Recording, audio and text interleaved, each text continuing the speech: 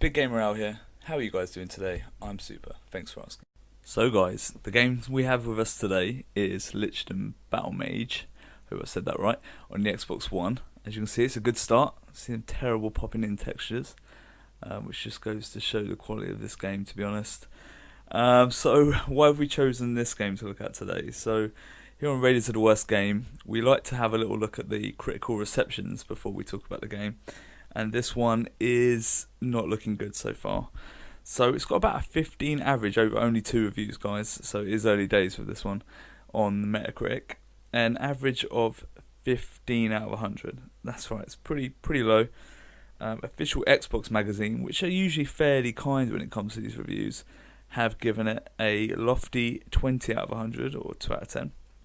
And they've basically said, and I'll quote this bit out of their review, spare yourself the pain.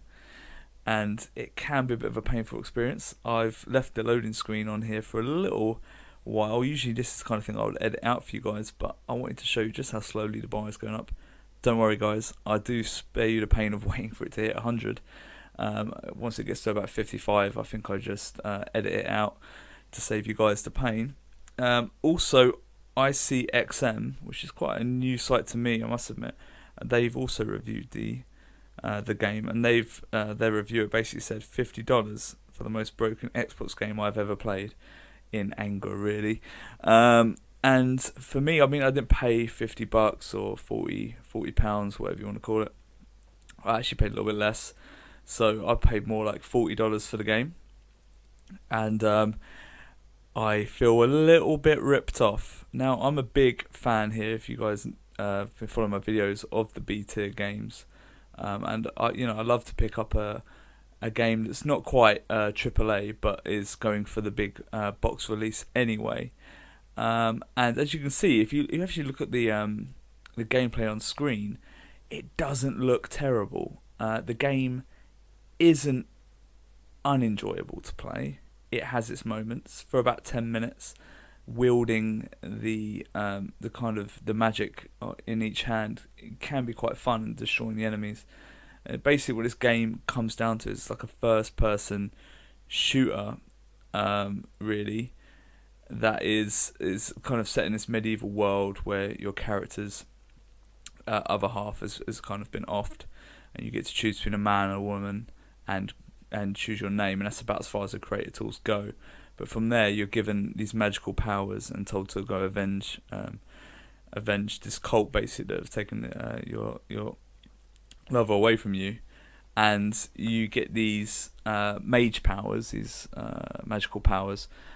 Basically, it's to wield fire, ice, and kinetic energy. And this basically comes down to setting your enemies on fire, slowing them down with kinetic energy, and slowing them, freezing them in their place with the ice. And you can kind of chain these together to get combos, and you can adjust the way these work using area effects and missiles and what have you. And there is, to be fair, there's a skill tree and there's quite a lot of upgrades you can get, but they're mostly worthless. I'll add 1% to this or make this go a little bit faster. You just really never feel the need to do anything but set things on fire, which is basically what I do for the majority of this video. Even though I have unlocked the other powers and I've been upgrading them, I just feel like it's kind of pointless to do much else than set things on fire. And just the quality of the game that lets it down, really. That's why it's here today. I mean, the user reviews of 18 out of 100, and there have been quite a lot of user reviews at the moment. Just kind of spell out most of the problems with the game, which come in the form of poor animation, the popping in textures that we already saw, pointless upgrades that really don't need to be there.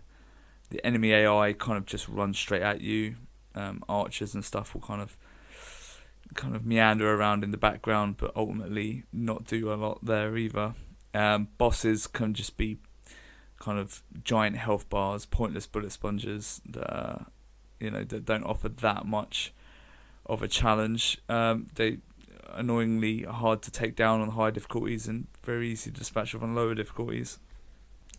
The game graphics actually look fairly okay for this kind of budget of game. I would say they were decent enough, but the game is running in the CryEngine 3 and is very, very poorly optimized, guys. The frame rate is usually in the 20s, and it can drop down into the teens, making this quite a jerky experience, and it can be quite nauseating after a while to play, especially considering the character moves at quite a rate. And the voice acting, it really is, the tone of it is very bizarre. It's not necessarily the voice acting, it's terrible, but it's like the tone of what they're how they are delivering the lines doesn't match what is going on. So even though something quite tragic might be happening, the delivery might be actually quite comical, which it really kind of draws you out of the experience, really. And the combat is okay. Like I say, I found it interesting for about 10 minutes, but then extended play time. If you're playing for over an hour, it really just wears thin. And as you can see, I'm just dispatching of a couple of bosses here at the moment, and it just goes on and on. You can see the health bar really doesn't take much of a pounding. You have to kill all these kind of mobs that keep spawning around you. What can I say, guys? If you fancy checking it out, wait till next year when it's $5-10, because I mean it's already dropped by about $10 already. Kind of £10 in sale already. Just because no one's really picking it up. It runs better if you've got a beast PC, and it actually reviews better over on PC, so it might be worth checking out there, guys. So unfortunately, once again, we have not found the worst game, even though we try and we try.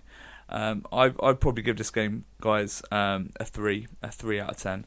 It's just boring and it runs like poop.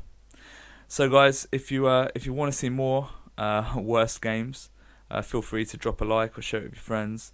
And if you've got any suggestions for what we could cover next on Raiders the Worst Game, feel free to comment in the comments below. Cheers guys, I'll see you next time.